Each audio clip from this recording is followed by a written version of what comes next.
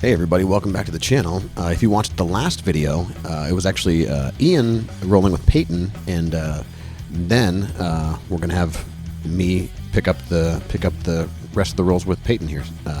So if you go back and watch the first, I think the first of this series is Ian and me rolling, and then we got one with Peyton and Ian, and this is me actually telling Peyton that I think they had unknowingly also gotten their roll too, so he was excited about that. So there we go. We start some hand fighting, and there's a lot of hand fighting in this video because Peyton and I have a pretty similar style, or maybe we sort of adapt to each other as we roll together. But you'll notice there's I think hand fighting is one of the most important aspects of jiu-jitsu.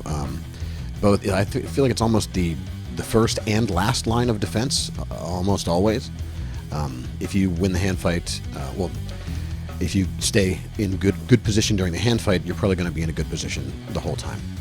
So you'll notice sometimes what I'm doing is trying to get around to my partner's back, and if I can't do that, I'm obviously I sort of pulled guard here. It was more of like a sink into guard though, because we were fully attached. A lot of connection here. You'll notice I'm trying to block Peyton's. Use the mouse here. Block Peyton's feet from coming towards me, block his base from coming towards me if I'm on the ground, almost all the time. And then right here you'll see I'm going to catch with my right hand, going to catch his left leg as he tries to come around here and for the sweep. So, and there it is. So yeah, I'm always keeping my and right there. So there's going to be a bunch of times where I kind of I don't want to call it wrestling up because I wasn't really wrestling that much, but using Peyton to come up like right here. There's a time later on where it happens even more in a more pronounced way. But yeah, a lot of hand fighting here. You'll notice that I'm trying. Sometimes I'll hollow my chest and shoulders out. Let's rewind a little bit here. So as I come up, there are a couple times when Peyton is pushing like right here, where I start to hollow my chest right there and there, trying to sort of go with the push rather than resist it. And sometimes it looks like we are not using a whole lot of force here, but what we're actually doing is kind of keeping in balance, because we both know that if one person starts to lean too much one way or the other person can take advantage.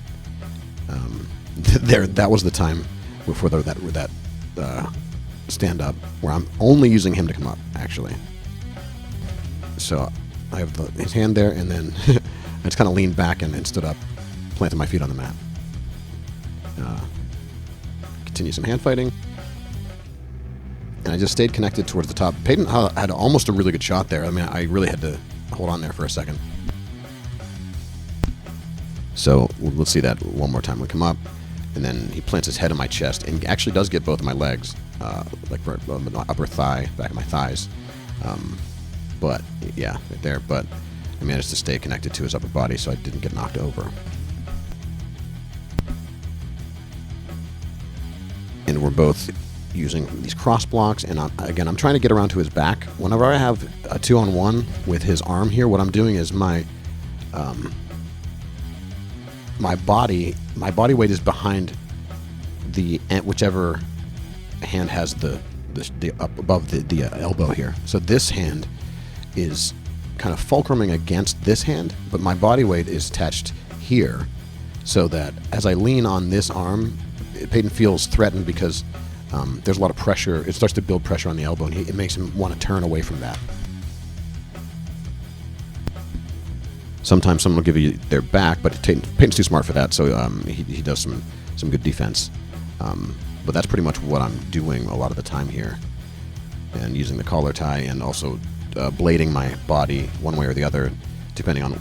Sometimes if you can bait the person, and here the danger comes up because I actually do have, you'll see right there, this overhook on his elbow, and if there right here, so that is when it becomes dangerous, because if I can plant my right hand on his shoulder and make him push this direction and make him open up his chest, then that's going to put his elbow and his shoulder in a really compromised position.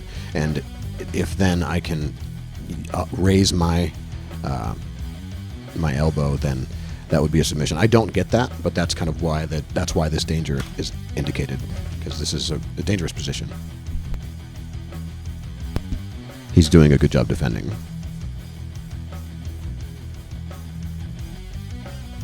That's also the sort of thing you can sort of call it establishing a respect to danger. So if your opponent feels that they could maybe be submitted even from a position like that, then it's going to make them a little more cautious, just a little more aware of all the possible pitfalls there are when you're rolling together.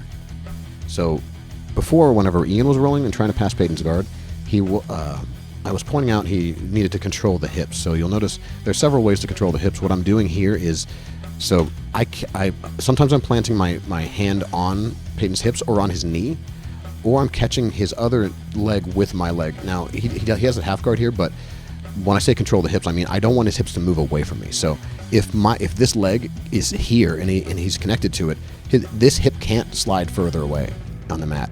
And I kind of alternate between all these different hip controls and to try to keep Peyton's hips from moving away from me. Because if his hips move away from me, then it's going to be much easier for him to either sweep or submit me. So I'm trying to keep his hips near me and then get around his legs, but all while keeping his hips controlled.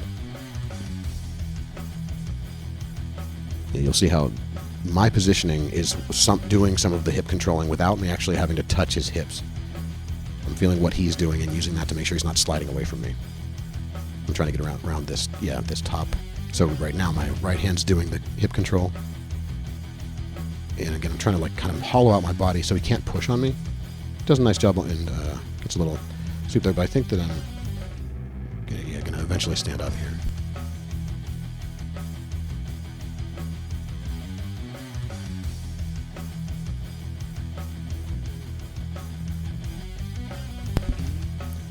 And just another example of using my partner to make the technical stand up. So I'm just using a connection in my base on the ground. There it is, just to stand right up there. And a lot of times that actually worked because I blocked Peyton's base from coming towards me for a second, right there, and then I could come up.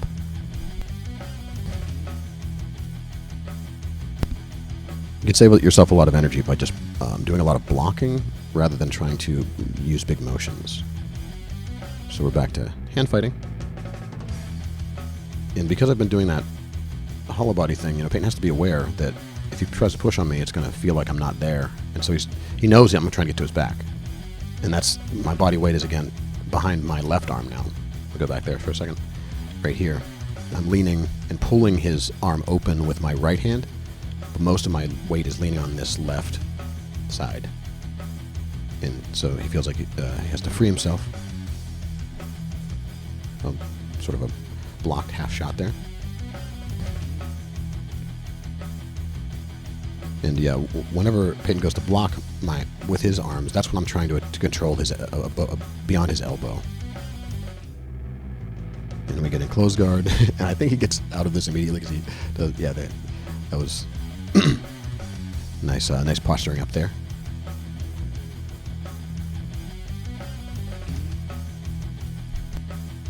Again, just trying to keep his base from coming towards me.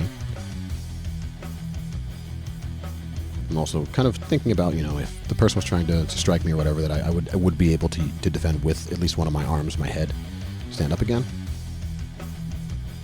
And I think we do some hand fighting here until the round is over. But this might not look like a whole lot, but it does. When you feel it, it feels very threatening, especially this grip here.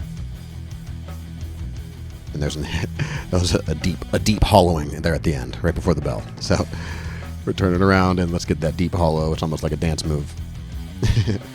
There we go. And that's that. So shout out to Peyton and Ian for being on the channel. Thanks, guys. I'm currently healing from a knee injury, so hopefully I'll be back soon. Thanks for watching, everybody, for being here, everyone. And come down and trade.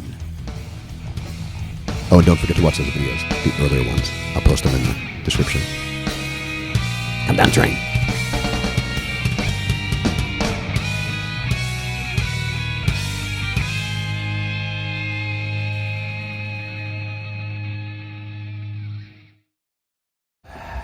Welcome to the dungeon.